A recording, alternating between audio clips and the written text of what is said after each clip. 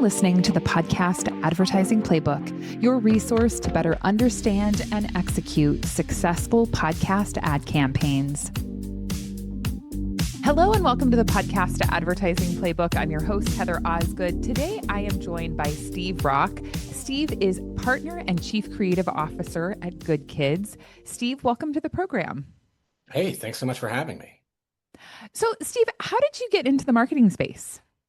Oh, we started in the event space, actually. That's where we sort of cut our teeth back in 2008, 2007-ish is where it started. But I personally got in at the event space probably around 2004. I paid my way through college throwing parties, and I got so good at it that Xbox hired me.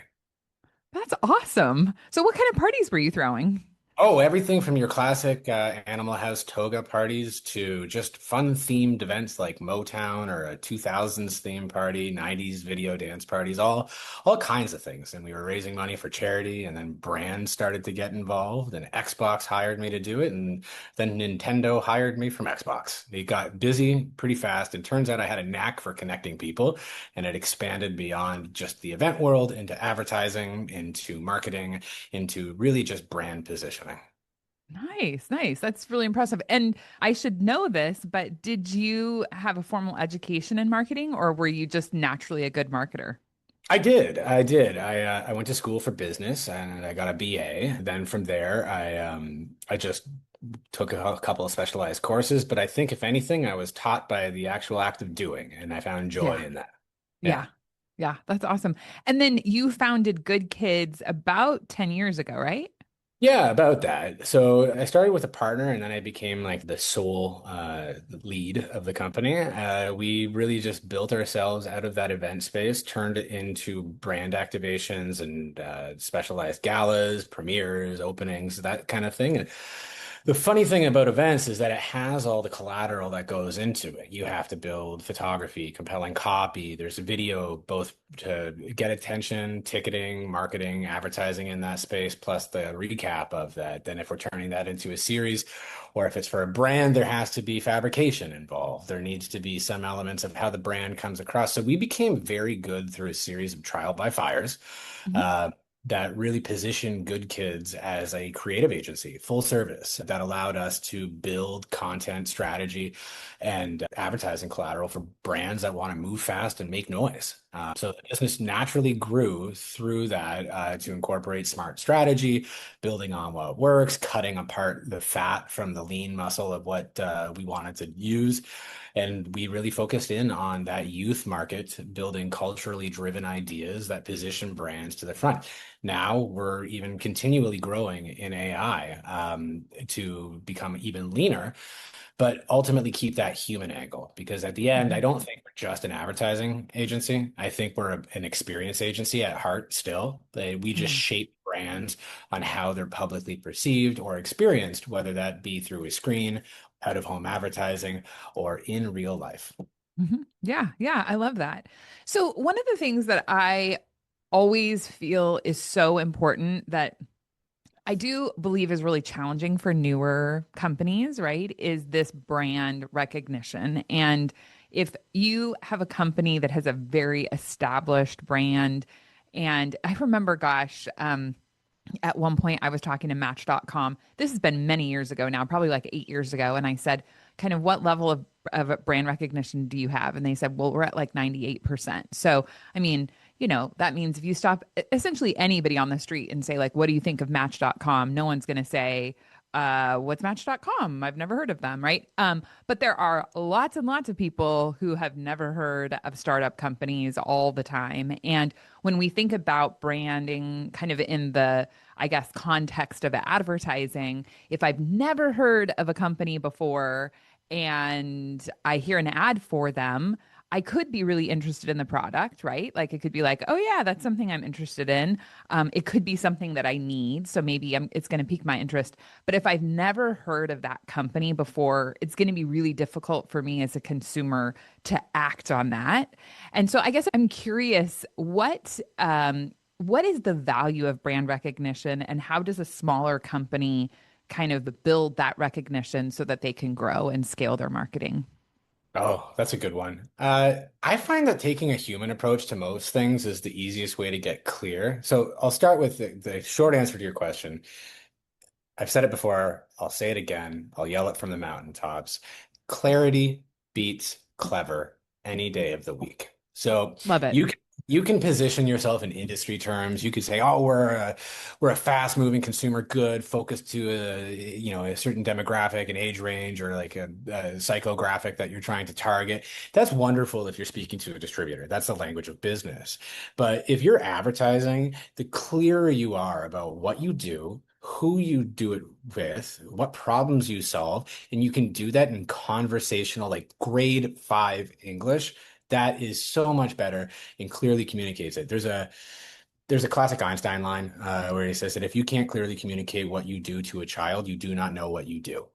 Mm, And I yeah. think that that's while there's some nuance to that, I think it's true. The more human you get into your messaging, the better effect, like efficacy you're gonna have. If you try to niche down too hard, you're basically saying, "We are not for you," and people Hmm. aren't going to go any further than that. People buy with emotion. Hmm.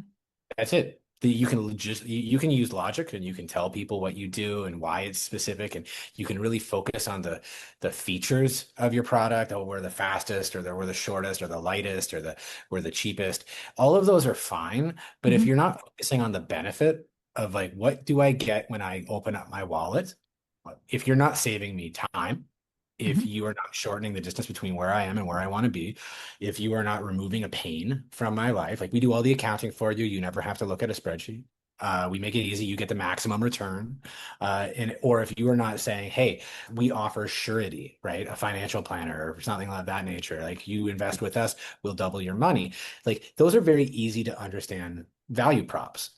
So Hmm. the clearer you get into reductionism of what your offer is, and you open it up in a chain of supply of instead of we are specifically for this demo and only that, you could go up a rung and you can say that, well, you do offer marketing or you do offer a podcast and you do talk about this and you do that. Yeah, that's nice. Those are more of the features. Talk about at a rung above. Like, oh, I run a podcast focused on communicating how to succeed in business today. You might specifically talk about SEO, or you might specifically talk about advertising, but one rung above is that I run a business podcast, and we have some of the best, brightest minds in the world today as guests. Would you like to listen? That's a Hmm. lot easier to sell than it Hmm. is to talk about. Well, we technically focus on fast-moving B2C SaaS programs in that space, and all of a sudden I've tuned out. Right. Less is more. Right. Right. Yeah. Yeah. I totally agree with you. And I think that in marketing in general, we try to pack everything in and we try to say, like, they have to know about all the things, but the simple approach, I think, really does resonate most with people. So I agree. I think that's It's a huge. breadcrumb trail. You have to It is. you have to lead. It's a conversation. And so to go back to my central point, be human. Right. Be a person, and it's about a give and take. You Hmm. don't steamroll your way into someone's wallet. You Hmm. have to get buy-in. You have to Right. have, is this a problem? I mean, look how the most successful infomercials are. Has this ever happened to you? And it's somebody fumbling Tupperware in the kitchen and like, well, we have a Tupperware organizer, right? It doesn't talk about like immediately launching in to like this is the most lightest, quickest, easiest to assemble Tupperware organizer. You have to establish the need, and then Hmm. with whether it's an implicit buy-in or it's a rhetorical buy-in, people are going to say, yeah, that is a common problem. I have that. Are you afraid of the future? AI can help solve all your problems. Hmm. Are Hmm. you worried about retirement? Our hedge fund can offer a 75% return on your Yeah. investment. You immediately illustrate a need, and then you offer the solve. You are Hmm. both the pain and the cure at the same time. That's the best marketing. You Right. draw a big red circle around the problem area, and then you issue, this is where we come in and add value Hmm. to it. Hmm. I know that you guys work with a variety of different industries, right? I mean, you're working with e-commerce, obviously SaaS, beverage, automotive, apparel, on and on. When you're approaching a brand, how different is it to brand a SaaS company than it is an apparel company? I mean, obviously, we've been talking about some just fundamentals of marketing. is it that different to create a brand that's in a different kind of category, or is it all pretty much the same? I think there's conventions, there's codes that we all live within. Like, I don't want to have a bank commercial come on TV and they talk about how radical they are and how Right. cool they are. Like, I don't want a DJ at the dentist, and I don't need like a very laissez-faire dude managing my financial portfolio. I need you to be professional and diligent and have fiduciary responsibilities.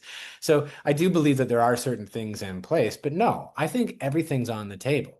I think that while there are codes and conventions that we would operate under, that you would expect your doctor to be professional, you'd expect a sterile medical environment, you'd want your banking to be Hmm. up to date, all of those things. I think that if you were going strictly from a brand play, everything can be on the table. You can have elements of that in a commercial to better illustrate how responsible they are, or you can talk about in ways that should not be done to then us versus them as a model. Mac and Hmm. PC, right? Remember those commercials? Oh Like, yeah, I'm they're a, great. I'm a PC. I'm out of date, old, and slow versus young and hip. And they built an Hmm. empire off of Hmm. a lot of that positioning. We've had the good fortune, like you said, to work with a lot of different clients. We've worked with clients like Hulu and Netflix and Nike and Adidas. We've worked with Red Bull. We've worked with Kat Von D. We've had a handful of other celebrity brands that we've helped usher through. And we've done it from the branding perspective. We've managed their marketing portfolios. We've started with slivers of work that grew into the whole pie, acting as full AOR. And I think a good way to look at that is our agency has been built for brands that want to move fast and make noise. We help businesses solve business problems. And despite the vertical, they all run into the same problems, the same Sure. core issues around, brand awareness, retention, conversion, lifetime value, how to stay relevant in certain markets, Mhm. how do they edge in and maintain market share against competitors, and how do you, with technology coming in, how are we going to survive in that kind of space? So there is a world of like proper branding for sure when it comes into it. We tend to only work with brands we love to make work that we're very proud of. At the end of the day, when it comes to branding, I think reductionism and a human lens is really important. There are over 49 cognitive biases that dictate how you buy or how you behave. And you can align a brand to an emotion, all the better. Hmm. So if your brand is, say, a tax program and you focus on making the highest return of their tax return, you get the best fiscal return on that, and you aren't the cheapest on the market, well, then maybe you focus on ease. That's the thing. Ease is the emotion or the feeling or the benefit that you really want to drive your entire marketing play around. Because in the end, you're not competing with TurboTax or H&R Block. You're competing with like the kid is sick and I have a longer commute and Hmm. there's an issue at work. There's also a dozen notifications pinging on that distraction rectangle that you keep in your pocket. There's life. And life Right. is messy. It's not clean. And what works in a boardroom rarely works in real life. Hmm. So Hmm. the more that you tap into the emotional human side of things, the better off you're going to do because it's called resonance. In the advertising worlds, we'll call that salience. We'll talk about how long an idea sticks in someone's mind and how it's applicable. There's a classic advertiser, Leo Burnett, who had out of Chicago in the 50s, and he had this great line that there is two moments of truth for any product. There's the moment on the TV where the message is received, and there's the moment on the shelf when the product is considered, right? Hmm. And like really, there's a third moment at home where it comes to, is it true? Does it Right. live up to its brand promise? And if it does, you have a customer for life. And you Hmm. can compete on price all you want. If you want to race to the bottom of the barrel, that's fine. But if you really stand for something, you can charge that premium, or you can build an entire communications like calendar around how you are the easiest tax program to use, how you were able to survive that tax season because you didn't have any stress on your plate. And you can talk about how you recommend it to all your friends because you're a happier guy. And you can build great advertising around that. Sure. An Ebenezer Scrooge grump who counts all of his money finally is happy and is a giving individual because they got that tax program. They don't have that burden of stress Hmm. anymore. You Hmm. see, this has nothing to do with tax at all. We're talking about a change of attitude, or we're talking Hmm. about a quality of life improvement. There's so much more you can do with that kind of messaging than you can say 20% less time spent in spreadsheets. Right. Right. Yeah, yeah, no, absolutely. Well, in working with all of that messaging, I know you guys work with those influencers, and we, of course, love to talk about podcast advertising and how it sits kind of within the influencer marketing realm. So, I guess I always love to ask people, especially like yourself, where you're not just in the podcast space. Where do you see podcast advertising falling in terms of being an influencer medium? Oh, well, I mean, it depends on what you see as influencer. Love it. Yeah, true. Yeah, I mean, I classify influencers as like social first talent. Okay. I think creators are a better avenue for any kind of advertising dollar because there's an affinity to and an authority to what they do. Advertising Hmm. world loves to use the word authentic, but it is true. It is somebody who knows what they're talking about. They've invested their time, their energy, their career into knowing that thing. So if there is a fella out there who all they do day in and day out is review software or they review clothing, they're a clothing connoisseur. I am far more interested to put my dollars into somebody who knows about quality fashion, knows about the trends, knows about the history of fashion. Take your pick. But Hmm. if I have a clothing brand like H&M that I want to put in front of them to review that collection, that opinion that they lay out about the craftsmanship, about the modern cuts, about the tasteful design, or about the quality of the goods, all of that matters far more when it comes from a person who has a voice and a stake, like an actual stake in the authority of that subject matter rather than some influencer who clearly has 17 brand deals that are constantly running through just a mouth for hire. Now, for the Hmm. podcast space, I think that it's proven itself over and over again. It's a great place to advertise. It's that creator marketplace. So if you Hmm. have somebody who speaks exclusively around a topic and I have a brand that caters to that market, putting myself into those conversations, it has social proof. It's a place where I would put my money. I don't think it's a great place if you don't have a strategy. I think throwing influencers money or throwing product to podcasters without an agenda or without a strategy in place is a recipe for disaster. Hmm. But if you can find yourself the time, the truth is like a host read spot for a product that there's an affinity for is like a purest form of advertising. It's a trusted voice selling to an audience that knows them. The gap isn't the medium, it's in the mindset. Hmm. I love that. So you say the gap isn't in the medium, it's in the mindset. And when you think about mindset around podcast advertising, what do you think that mindset is? So just to kind of give you an example, in the podcast industry, we Yep. love to say that podcast advertising has a PR problem. So this is something that, has been talked about because often marketers just tend to not invest as heavily in audio. We're not seeing the same dollars in podcast advertising as in influencer marketing for sure, right? Like, or in digital, of course. And we've talked a ton, especially recently, about how podcasting is moving really into the video realm. People are watching podcasts just as much as Sure. they're Yeah. listening. But I guess I'm curious, like, what your thoughts are as somebody who understands podcast advertising, understands the value, but maybe, has a broader view. Because I also do believe that in the industry, we get really myopic, right? It's like, we're just going to look at this one little thing. And why is everyone not just bringing us all their ad dollars? And so I guess where is that gap and why do you think it exists? I don't know. I think that there's been like I don't know if I necessarily agree with you. I feel That's that great there's to hear. I think that there's been some tremendous ad dollars that were spent that did eventually come up to a point where they needed to be that did not match influencer marketing or did not match broadcast at first, but at the end had tremendous impact. You'll remember at the beginning of the pandemic, MailChimp had an absolute windfall when they Oh started yeah. advertising in cereal.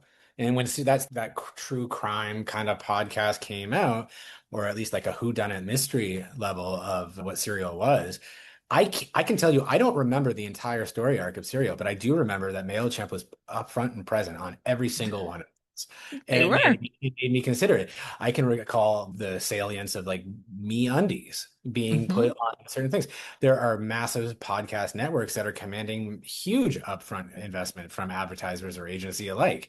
You can look at like the podcasts that have been popular for like 10 years or so with like Conan O'Brien Needs a Friend. You can look at Gimlet. You can look at like a handful of Barstool Sports and what they've been able to do. And even Tom Segura and his network that he's been I able know. to build out. Yeah, you're not getting in there for $500 in a prayer. You have to commit upfront for a long period of run. But the good news is that's the best kind of advertising. When you can become the primary sponsor of a long-running show for a season or like a multi-year deal, you are getting exposure to a degree that is it's in repetition. And repetition is where you win. A single Hmm. ad going out there is like shooting up a flare when no one's watching. You're Sure. you might catch the eye, you might be lucky, but if you can consistently keep that coming up, one every episode continuously going out there, you know that inevitably, just like being in baseball, it swings at bat Hmm. Hmm. and it's going Yeah. to connect. So I think it really comes down to content. I really hate to like sound disparaging. I believe that there is like any kind of art form that exists out there, like any kind of product, the market dictates. It tells you what it's going to do. It's going to Hmm. say what it's paying attention to. And I think that if you're really truly producing good content, you should have people lining up. And if you're Yeah. not, you should be positioning yourself that you are for sale and you do have the space. You don't necessarily dictate by going out there and saying, well, I'm the best, but you collaborate and you test. And if it proves well and you're able to provide value to your advertiser to say, we did this, it had X amount of listeners, I've been able to see that this is the highest, rated one, and you invite them back, that's great. Like with your advertisers, if you're able to position yourself in a serial kind of format where you have several episodes about a singular topic, maybe you can sell several spots at a better rate. But at the end of the day, it's about discipline. It's about a long game. It is a little bit about a short game too. But I think you just have to give people a reason to care. Like Hmm. advertising creativity, like it gives an emotional punch. If you have stuff that draws people in, they're going to be really excited to put themselves in front of it. Another way to look at it too, just to add on to that thought, is that if you are, say, a podcaster with a specific topic, I would highly encourage you to think about what advertisers would benefit from the stories you tell, rather than just positioning yourself out there like Google to say, hey, whoever wants to advertise, I guess, make yourself known, introduce yourself, find out top 100 companies that you'd like to have as advertisers, and don't just say Coke just because it's a big company.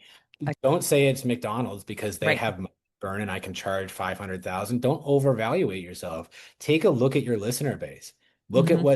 what standards and metrics are for what cost per view or cost per like listen should be for market rate. And fundamentally, think about how you can add value because there's two ways that you can place this. You can look at it from the lens of, I've made this. Want to advertise? Well, good luck. High fives. I wish you the best.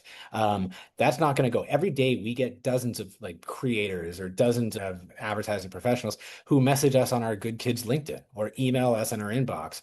And they say, hey, I'm an editor. I'd love to show you my work. This would be great. I'd love a full-time job. And while that's wonderful, you're not showing us your actual body of work. You're not saying, hey, here's like a demo reel of the work I do. Here's the great work I've done in advertising. I've taken a look at your clients and I know how to cut for that. Vice versa with a podcaster, if you're just expecting some gorgeous truck full of money to park itself on your doorstep and say, hey, we want to have a 5-year spot, you're out of your mind. Hmm. Who am I talking to? Hmm. Who is my podcast for? What products do they use? What is Hmm. the topics that I talk about and what brands fit neatly into that? Would it benefit or behoove any of them to advertise on my podcast? It might. Start taking a list of like those either local, regional, national, international, enterprise level companies that would do it. If I have a mechanic podcast and all I do is talk about air filters, all I do is talk about the best air filters on the market and the ones that are better than the others, it would make sense to me to talk to every single air filter company that exists and say, hey, Fram, or like, would you like to have a spot on this? I'm doing advertising. All we do is talk about it. It's a great opportunity for you to talk to my 50,000 listeners who give a shit about air Hmm. filter.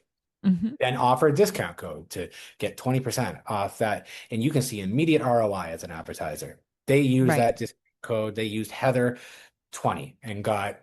20% off my next thing. I went to local distribution and you could tell where those users are. It's great. And you know that they're going to need that every 6 months and Hmm. you can put that to use. So I apply a little intelligence, a little common sense, but fundamentally, no one likes being talked at. Hmm. I'm doing a great job of that right now. But like, I think that talking at people as advertising is where most people get it wrong. Agreed. Here, here's what I make, and this is why you should buy it. Right.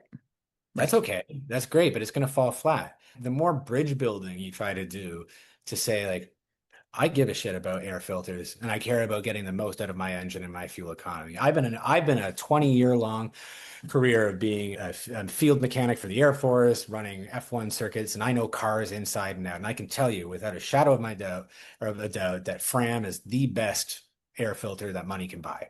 And if you go to fram.com and use this code right now, you'll get 20% off. Yeah. That is a far better pitch. You know what you're talking about. You're able to speak with clarity and authority on it, and you can tie it to a product and its benefit that you Hmm. get better fuel economy or better performance. And this is way better than just saying like this today's podcast is brought to you by MeUndies. Hmm. Hmm. Yeah, yeah, absolutely. So I feel like that really dovetails in nicely with the next question that I wanted to ask you, which, obviously you're working in a creative agency, you understand creative at a very deep level. And when it comes to creators, we are handing them this brand and we're saying, okay, we want you to talk about this brand. And yes, you use a Yeah. great example of like, yeah, maybe I already know, like, and trust this product because I use it personally as a host. And that's an easy ad read. But, I mean, there are a lot of products that want to advertise on a show where the host has not heard of the company before. And yeah, Sure. they're going to sample the product, they're going to try it, they're going to say, do these me undies really fit as comfortably as everybody says they do? So they're going to have that experience. But I guess I'm really curious what your take is on it. How do we take the concept of this brand and this creative, plan that we've put in place and say, okay, we want to get this message to this creator and have this host read ad verbalized in a way that does coincide with the other initiatives that we have going on. So it's not just some random host talking about our product, but it really is part of our overall marketing strategy. Oh, yeah, absolutely. It's kind of like you said, it dovetails. Don't dictate, collaborate. It's just that Mm. simple. So we talk about advertising and podcast spaces, host-read spots, or if we're talking about social, we're doing influencer marketing and we're putting things in front. Influencers that just shill stuff out, yes, they still hold value in the market. They're not completely gone, but a creator has so much more weight to it. You can borrow Yeah. someone's brand affinity. You can say, hey, you talk exclusively about books. You are the number one librarian in the country, and you are famous on TikTok talk books, and all you do is books. As an author and putting a book out to market, would I benefit from having a glowing endorsement from you? Do the people who follow you care greatly about literature? Are they bibliophiles? Do they want to partake? Are they buying consumers? Are they evangelists of literacy? Yes. Is that the market I'm trying to target? If you cannot draw a line between that and what I'm talking about, I'm afraid you're lost. Mm. It's super important. So, yes, find someone that makes sense that you can piggyback off their audience. It doesn't have to be one to one. It can be a few degrees separated. You could talk about, if I use this book analogy, I could talk to a marketing expert in the literary space, and I could talk to Mhm. somebody that was very interested in the history of bookbinding and how that differs from mine. You can go close and you can go far from those things. The influencer or the creator's credibility is the asset. So scripting talking points, absolutely you can do it. There's a beverage, there's a cooler container, a flask called Uwala. Uwala has been around. They're a strong competitor to Stanley. They're really gaining market share and momentum right now. They just had a tremendously successful campaign that they did entirely through TikTok Marketplace. where they were able to talk to the creator economy, and they gave them all these very tight talking points. They gave them a product and they sent them to make some content. If you look at them stacked end on end, they are by and large the exact same talking points, just in different orders, shuffled around. But what they were going for was for awareness. They weren't Mhm. going specifically for a key demo. They wanted to hit everybody that was in the influencer space, that was around athletics, around like home gyms, that were around being fitness and lifestyle. And they got them all uniformly for about a 4 week period talking about how this was the best go-to flip cup that they are able to use when they're on the go. And they touched on people in the mom space, they touched on people in the coach space, they touched on people on the ultra marathon space, and they were able to do that. And what they really were going around is that it's convenient. There's no fiddling with caps. You press a button, the top has a spout that pops up. You take your drink one-handed. It's great when I'm on the treadmill. One-handed. It's great while I'm driving. All these different talking points served a role. Now, that is a case of giving a bunch of creators scripts. These are the Mhm. talking points you want to hit in any campaign, much like whether it be through podcasts or influencers or a press campaign. Look at any press junket that a movie goes to. They talk about the exact same things. They try to hit the action. They talk about how dynamic it was on set or how the wire work on Superman was the best we've done yet. All of these things, they become a narrative that is meant to be parroted back by the public from what they see cut up on social. Now, you can go the opposite route where you find a true savant, a great creator, somebody who has a undeniable stack of evidence of what they've been able to do in the past. That's great, and you can give them free reign, and you let that influencer's voice really take the front seat, and you can have great success in that as well. Comedians are a really good example. You've seen a lot of comics or funny-esque people that have brands, that they have deals, and they make cute little skits, or they set up scenarios where the brand takes a front row seat, and your corporate voice can kill that effect. It can stifle that creativity. Giving clear guidance and guardrails of how the product is to be spoken about or shown on camera with a shot list is important. But you can, if you trust a creator, you can give them free reign to do a shoot, a podcast read. You can really let them have their way at it. But I would recommend, if you're starting, giving a read is a really good way to go. It's just, I would recommend choosing the right people to make that read, because a tree that falls in the forest doesn't make a noise. Right, right. Well, you hit on so many really good points there. And I think that, just kind of to recap what you had said, if you are doing, like in the case of this cup, they were doing this very kind of focused 4 week campaign. They sent this similar talking points. It's also a product that is very universally used by lots of different people, right? So, I mean, I see all of that commonality, but then you also kind of piggybacked with this idea that if you're partnering with a creator that you know you can really trust them, if you give them too many constraints, then what's going to come out isn't going to be natural. And I feel like it's just so important when we're creating, especially any sort of host or creator content around a brand.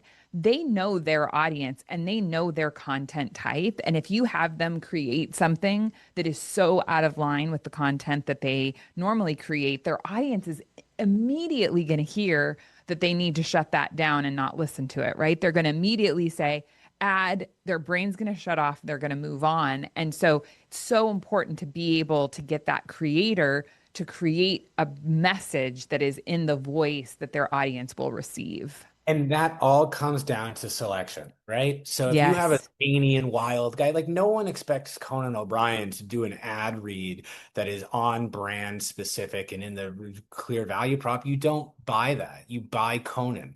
So you're buying the. Mm-mm. I'm not watching Robert De Niro do Shakespeare. I want De Right. Niro, right? Do not ever put him in a role where he's not Robert De Niro. Don't put Joe Pesci in a role where he doesn't sound like Joe Pesci. I'm Hmm. buying the character, and the character is the endorsement of the product. They are a spokesperson.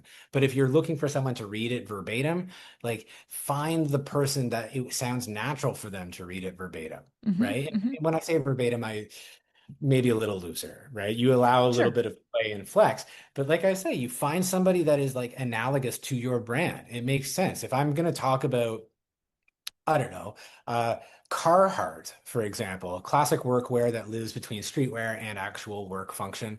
Uh, I could get the most fashionable person in the world to talk about that. I could go put that on like Julia Fox, and she could talk about how she loves wearing Carhartt overalls, where I doubt that she's ever done like hard labor in her life. Or I could go to Mike Rowe. And I could have Mhm. him talk about why that's the best preferred overalls for a job site.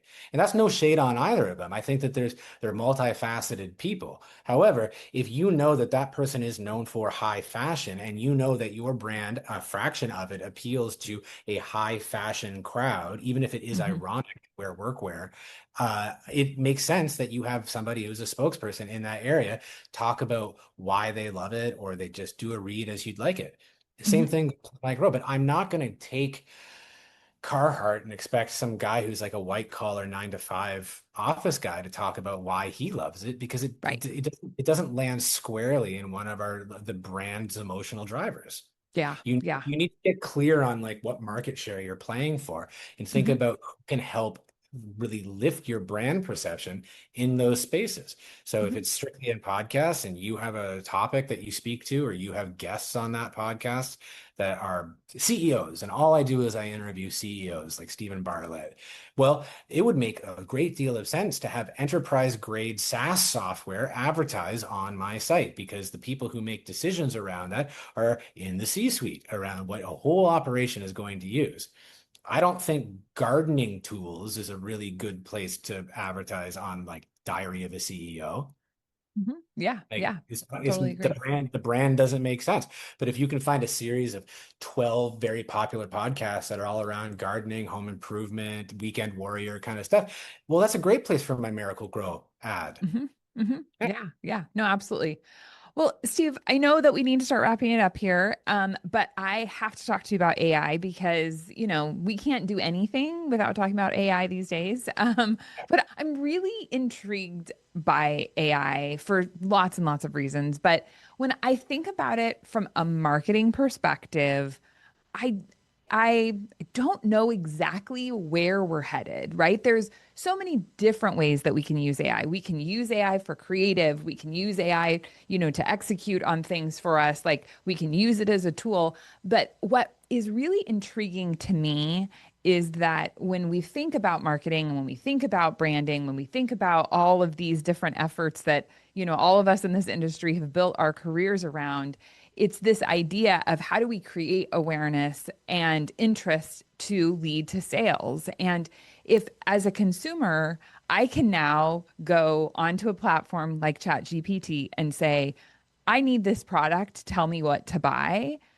I guess that's the piece that for me I find most fascinating is that if it just says you should buy one of these three things, suddenly how does that play into marketing? I mean, obviously, we still have branding, we still have advertising. Maybe if I've heard of one of those three companies, I'm going to be more likely to go there. But I really believe that AI could have a massive impact on advertising and marketing just from a function perspective, right? Because the reality is that billions of dollars are spent every year on marketing and advertising. And if I don't need to spend billions as a company because, even at True Native Media, we get leads all the time now where we ask, where did you hear from us or hear about us? And they say Chat GPT, right? Great. Like it is good. But what about this idea of advertising? What is your take on all that?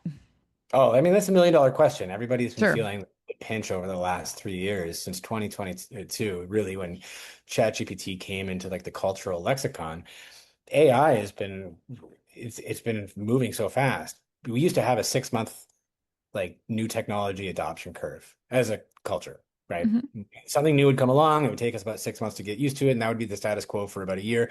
Small advances would happen, but it would typically be sector focused, like, hey, breakthrough in CRISPR, genetic engineering. You're like, well, that's great. I don't do that. So Hmm. it cool little thing to read about.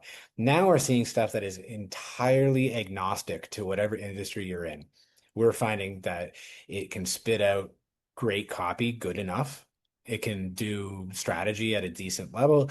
It allows for the creation of images, and you don't have to look further than Instagram to see a lot of lazy advertising that use GPT advertising in its Hmm. place. I feel that AI is like it's a fork in the road where you Hmm. see either the Dracula castle or the beautiful beach, depending on which road you take. And in some cases, it's going to be absolutely a harbinger of doom for the marketing space, where we are looking down the pipeline of AI outbound, lead generation and AI inbound answering. And we have dating apps where you can upload an avatar that meets with another avatar, and all those, you're basically married online before you're notified that this person is a 95% match. There's the stripping of the humanity or the discovery and all these things. And while it is a bit of a rote thing to harp on, I would say that brands that use AI responsibly and with purpose tend to move ahead further and faster than brands that use AI from a point of fear, where they like, I Mm. don't want to get left behind, so I'm going to Right. start doing. I'm going to gut our staff. We're going to get real lean. AI as a golden goose is a very dangerous thing to look down. Hmm. And I think that when brands see AI, or companies in general, small business, large business, enterprise, it's all the same. The business problems that exist are the same. Some are new at different scales, but like they all fundamentally are the same, from acquisition of new customers to Hmm. retention, Yeah. maintaining cash flow, to maintaining your head count, awareness, advertising, all these things. You need to make sure that you have the right levers in play. I think AI will make bad advertising faster. It'll make good advertising better. I think that Mm. the smarter that you play in that space and get clear, not clever, Hmm. about who you're trying to service and Hmm. why, and truly defend your existence Hmm. as a Hmm. company or as a podcast. Like, why do you exist? Yeah. Yeah. AI has made a lot of things at the tipping point of obsolescence. I Hmm. don't need a junior level copywriter anymore. And that's a shame because it's sacrificing craft. Right. A lot of people are like, oh, it's good enough, it's fine. But it's the great flattening. It's all the Hmm. same. Remember 6 months ago when everybody thought they were being very creative in making chat GPT versions of themselves as action figures? It was the same image everywhere. It was me, a laptop, a coffee, a dog, a pen, like a baseball hat, whatever. And they were all so desperately and sickeningly trying to show their personality through the dorkiest means possible. It is a cultural reset. It is a Hmm. flat. And I think that AI will certainly commoditize the average. It will show a glaring white light on people who are poor performers or not creative in that space, but it will reward the exceptional. So Hmm. in short, for like listeners, yes, for sure. You're not wrong to use AI. At Good Kids, we are AI evangelists. A great deal of our business comes through referrals from our Hmm. clients and our colleagues, and we're grateful for that. But recently, we've been organizing our entire SEO, SEM, and like AI search structure to rank inside these things. And I think a good 20% of inbound traffic these days comes from places like Perplexity, Claude, and GPT, because we've done it by design and we've gotten Hmm. ahead, and we do that for other businesses. So we help them rank in those space. I think this year will be the year that we remember a paradigm shift Hmm. between where brands where people in general would use, we see the shift from search engines to answer engines. And we Yeah. go through these things, and it's great. I love that it's super flattering, and there's a world of Dunning-Kruger effect in place where everybody's gets responses like great idea and this is good. But there is other programs beyond the LLMs. Hmm. There's automation software like Maker, N8N. There's programs that Google has come out with over the last like 3 weeks that have been truly remarkable. Things that you repeat on a day-to-day basis, you should do your best to automate. The Hmm. stuff that you don't like to do, I would encourage you to explore AI alternatives for that. But I would highly, highly recommend to not move away from the human element. Community and connection is the whole reason we do this, whether I'm in advertising or you're in podcasting, Hmm. you're reaching out Absolutely. and trying to touch somebody. I think 100%. that the touted gospel of AI right now is that we will see the world's first solo entrepreneur who is in the AI space that becomes the first billion-dollar valuation. Fantastic. good luck to them. I hope they get it and I hope it's truly phenomenal. But what a sad, lonely, and pathetic existence, even with $1 billion underneath your belt, to be Hmm. able to say, I don't talk to anybody. I stay inside all day and chat with my chat GPT colleagues, and I live in a world of one, and I have a lot of money to show for it. It's like, you might have created something, and that's something to be proud of. Of course, anybody who builds $1 billion business, I'm sure, has a great measure of talent, but my God, no. I care so much more about building something with a team, the best idea, Hmm. real-time collaboration, and figuring out Hmm. a complex business problem in a very elegant way where we all go, aha, that is clever, it's smart, and we reduce it to the most simple means, and then we see it proven in the wild. Clients make more money, they see more customers, we get accolades, a few awards along the way, and we get to do more of the work. Because for me, the joy is in the actual doing. I love the Absolutely. I love the tacit experience of learning how things are done and repeating it and doing it better each time, rather than sending out a prompt and say, "Hey, go ahead, make this for me," and have no real effort put in behind it. So that's my own soapbox. I would say this though, use AI. Use it to Mhm. automate the things that you don't need. Isolate plug out your entire LinkedIn contact list and throw it in there and say, who do I know at brands that would be good for my podcast? Hmm. What Hmm. companies would benefit? Here's what my podcast, here's what I write about. Give me 30 brands that would be a great fit Hmm. for Hmm. that should advertise. What's missing from my podcast in terms of structure? Audit my scripts. You can do so many things to give you a starting like fighting chance in those areas. But God, find someone that you respect that either works in the industry or is knowledgeable about that subject and run it past them. Don't forget, we're in this whole rotten planet to connect with each other. It's true. It's true. Yeah. Well, Steve, thank you so much. We really appreciate all of your insights and advice. If people want to connect with you or with Good Kids, where is a good place for them to find you? Oh, fantastic. You can find me on LinkedIn under Steve Rock, or you can find me online at goodkids.ca. Awesome. Well, thanks for coming on the show. Thanks a lot. Thank you for listening. I hope that you have enjoyed this episode. It's been a lot of fun to kind of break down some of the concepts around branding and marketing and look at kind of how that applies to podcast advertising. Thanks for listening, and we'll catch you again next time. Thank you for listening to the Podcast Advertising Playbook, your source to a better understanding of the podcast advertising industry.